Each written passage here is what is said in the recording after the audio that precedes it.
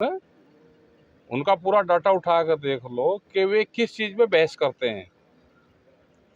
लेकिन हमने बहुत पहले जब दिल्ली में आंदोलन चला उस टाइम पे हमने कहा कि कैमरा और कलम पे बंदूक का पहरा है, मुक्ति अभियान देश में चलाना पड़ेगा।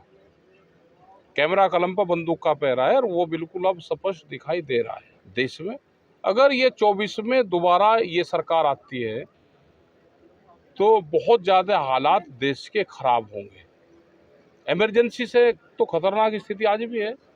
उस टाइम पे उन्होंने बंद करके इमरजेंसी लगाई थी। आज तो लोग खुले घूम रहे हैं और बोलने की आज़ादी नहीं है। देश में बोलने की आज़ादी तोड़ी जा रही है, उस पर कोई बहस देश में नहीं होती। अगर किसी ने गुस्से में कह दिया, धर्म कोई भी दूसरे धर्म को नीचा दिखाने का काम नहीं करता। ये देश संविधान से चलेगा, धार्मिक किताब से देश नहीं चलेगा।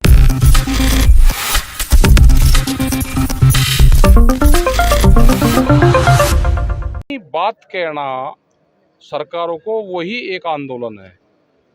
वैचारिक रूप से पूरा देश आंदोलन लड़ रहा है, अपनी बात कह रहे हैं। वे चाहे चुपचाप कह रहे हो या सड़क पाड़ के कह रहे हो, लेकिन सबके मन में जरूर है। राजनीति की बात करें तो इंडी गठबंधन बना है और कहीं ना कहीं उन्होंने एक मीडिया हाउसेस का बहिष्कार किया है और एक लंबे लेवल पे किया, मतलब बहुत सारे मीडिया हाउसेस का बहिष्कार किया। भाई ऐसे है ना,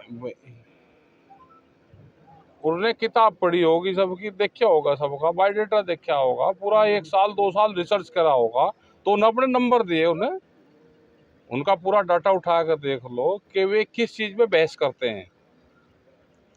लेकिन हमने बहुत पहले जब दिल्ली में आंदोलन चला उस टाइम पे हमने कहा कि कैमरा और कलम पे बंदूक का पहरा है, मुक्ति अभियान देश में चलाना पड़ेगा। कैमरा कलम पर बंदूक का पहरा है और वो बिल्कुल अब स्पष्ट दिखाई दे रहा है। क्या 1975 की याद है आ रही है कि जैसे इमरजेंसी लगी थी, इंदिरा गांधी लगाई थी, उसी तरह का महावी मीडिया पर इस तरह का बंदिश थी? बिल्कुल बंदिश थी। आज भी फिर दोबारा आज उससे भी खतरनाक स्थिति आएगी देश में। अगर ये 24 में दोबारा ये सरकार आती है तो बहुत ज्यादा हालात देश के खराब होंगे। इमरजेंसी से तो खतरनाक स्थिति आज भी है। उस टाइम पे उन्होंने बंद करके इमरजेंसी लगाई थी। आज तो लोग खुले घूम रहे हैं और बोलने की आज़ादी नहीं है। देश में बोलने की आज़ादी नहीं है। बाहर के G20 मीटिंग यहाँ पे हुआ, एक बाहर के लोग यहाँ पाए और प्रेस कॉन्फ्रेंस ना हो सकती हो, बाहर के राष्ट्र अध्यक्ष यहाँ बोल ना सकते हो, वे जाकर दूसरे देश में अपनी प्रेस कॉन्फ्रेंस करते हो। आज देश में बोलने की आज़ादी नहीं है। सनातन पर चोट हो रही है, कर्नाटक की बात कहाँ हो रही है? सनातन को खत्म कर दिया जाए। लगातार बयान आ रहे हैं, विवादित बयान दिए जा रहे हैं। कभी उसको कीड़े मकोड़ों से तुलना हो रही है, कई बीमारियों से, अब जब पोटेशियम से शिक्षा मंत्री ने बिहार की तुलना कर दी है। ये किस तरह की बयानबाजी है? सनातन पे कोई चोट नहीं कर रहा। 80% है तो उन पर कौन चोट कर देगा? वे तो केस को उलझा रहे हैं कि सनातन पे चोट कर दी। तो कोई चोट नहीं कर रहा। ये चाहते हैं कि ये मुद्दा गर्म रहे, हमको इस पे वोट मिलती रहे। अच्छा, 2024 में अगर इंडिया अलायंस आती है, आपको लगता है किसानों का भला होगा? किसानों का तो बिल्कुल भला होगा। किसानों का भला वहाँ हो जाएगा जहाँ सरकारें किसानों की बात सुनेगी, जहाँ बैठ के बात करेगी।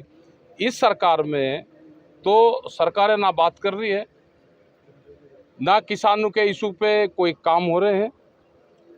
ये तो आंदोलन से अगर कोई चीज हो रही है तो आंदोलन से किसान की जान बच रही है। नहीं, जैसे डीएमके जो सांसद है उन्होंने कहा है कि ये एड्स की तरह है, इसको खत्म हो जाना चाहिए। सांसद आप रोज मुसलमान को कह रहे हो, उसके लिए आपने कोई बहस नहीं करी।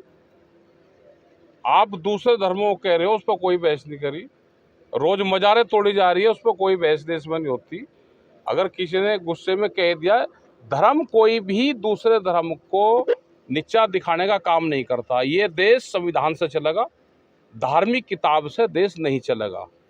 आपकी क्या राय है? इस तरीके के जो बयान आ रहे हैं, आपको क्या लगता है क्या होना चाहिए? हम क्या वो है, हम भी, आप बता दो आपको क्या लगा। यहाँ देश में 2 तरह के हिंदू हैं, एक भारतीय हिंदू है और एक नौरंगिया हिंदू है। आप मुझे ये बताओ कि आप कौन से हिंदू हो।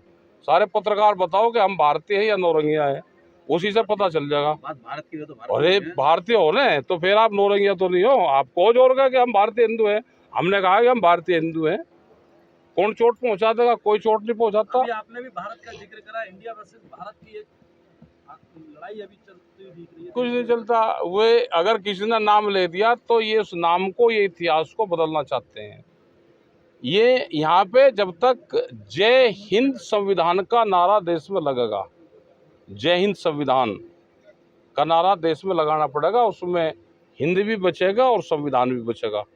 ये संविधान के साथ में छेड़छाड़ करेंगे, देश संविधान से चलेगा, कोई धार्मिक किताब से देश नहीं चलेगा।